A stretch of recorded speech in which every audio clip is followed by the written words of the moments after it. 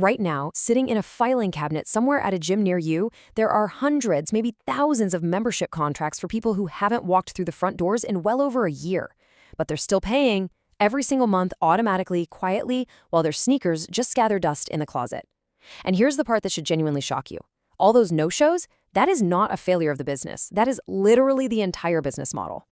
Section 1. The real cost of opening. Okay, let's dive into this. To understand how the fitness industry actually makes its money, we first have to wrap our heads around the immense physical and financial reality of building a commercial gym from the ground up. Let's start with the hard numbers, because, frankly, it's significantly bigger than most people assume. Opening a mid-sized commercial gym, and we're talking nothing fancy here, no rock climbing walls or Olympic swimming pools, just a functioning gym with a solid equipment floor. That typically costs somewhere between $250,000 to a cool $1.5 million upfront.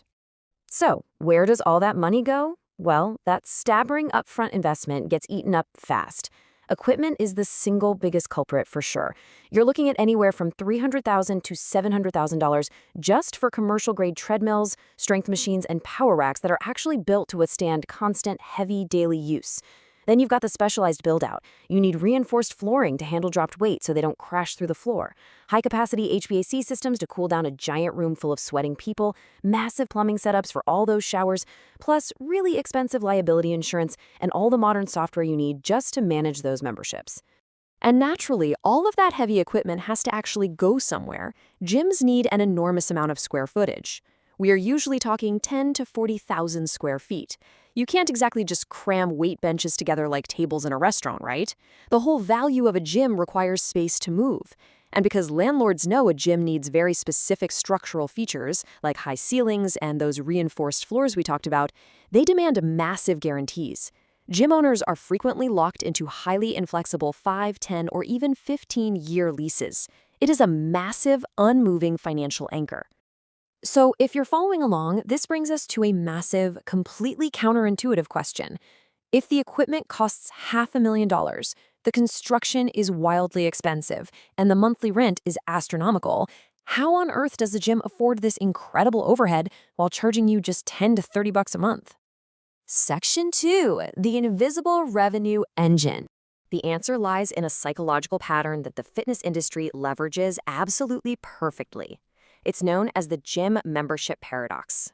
A big box gym charging a super low monthly fee is deliberately pricing itself for a business model that strictly depends on overselling its capacity. Listen to this. If every single member of a budget gym actually attended 3 or 4 times a week like they initially planned to, the facility would be dangerously overcrowded within weeks. There would literally be lines out the door just to use a treadmill, and the business would instantly collapse.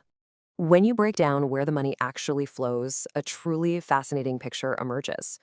That massive pool of absent baseline members, they are the absolute bedrock of the entire operation. Their monthly $10 or $20 effectively subsidizes the whole shebang.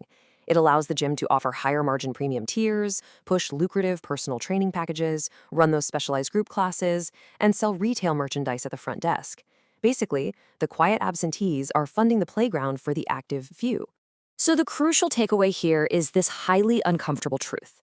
The ideal customer, from a pure profitability standpoint, is definitely not the highly engaged, super fit gym rat. The highly engaged member wears down the expensive equipment, they use all the hot water in the showers, they require staff attention, and they take up valuable physical space. Financially speaking, the absolute perfect member is the one who signs up with the best of intentions, pays their bill consistently every single month, and rarely, if ever, actually visits. Section 3. The cost side. Keeping the doors open. But hey, before we start thinking gym owners are just sitting back printing money from empty rooms, we need to look at the grueling operational reality. That impressive-looking revenue sits on top of a massive fixed cost structure. Remember, rent is due whether the gym is packed shoulder to shoulder or completely empty. And that commercial equipment we mentioned, it endures extraordinary wear and tear. A treadmill's commercial lifespan is really only a few years before it needs a complete replacement. Add in the shockingly high utility bills for continuous air conditioning and the permanent aggressive marketing budget you need just to replace the people who eventually do cancel, and well, it's a relentless drain on cash flow. Section 4. Why so many gyms fail. So, if this is such a clever bet on human behavior, why do so many gyms close their doors at such an alarming rate? It turns out, human nature maps directly to incredibly unpredictable cash flow. In industry, it's called the January effect. Gyms see this dramatic, massive spike in New Year's resolution signups, which suddenly demands maximum facility capacity and staffing. But by March, the attendance deeply drops off. And by the time summer rolls around, high cancellations kick in. This seasonal roller coaster creates a massive cash flow nightmare that a lot of new owners completely fail to navigate. And beyond those wild seasonal swings, gyms face massive structural risks. Oversaturation in local markets is a huge one. If there are 3 gyms on your street, it forces prices down and pushes marketing costs way up. Also, if owners underestimate the ongoing cost of equipment decay, the facility's quality drops. This creates a vicious downward spiral that just accelerates member cancellations. And remember those inflexible 5 to 15-year leases? During a recession or an economic downturn, struggling gyms can't just downsize their square footage. They're totally trapped by unavoidable fixed obligations. Section 5. The boutique counter model. But what if you flipped this entire script? The boutique studio model, think of your specialized indoor cycling classes or high-intensity interval training rooms, does exactly that. While the budget gym mathematically requires low engagement and massive empty spaces just to survive, the boutique model is the total opposite. It demands premium prices, much smaller physical spaces, and genuine high engagement. They literally live or die on actually keeping you in the room, rather than secretly hoping you stay home on the couch. So as we wrap up this explainer, I really want you to think about this the next time you drive past a massive big box gym with a completely packed parking lot advertising unbelievably cheap monthly rates. Understand what you are actually looking at. Ask yourself, is your gym betting on your fitness success? Or have they already done the math and built their entire multi-million-dollar business model betting on your failure?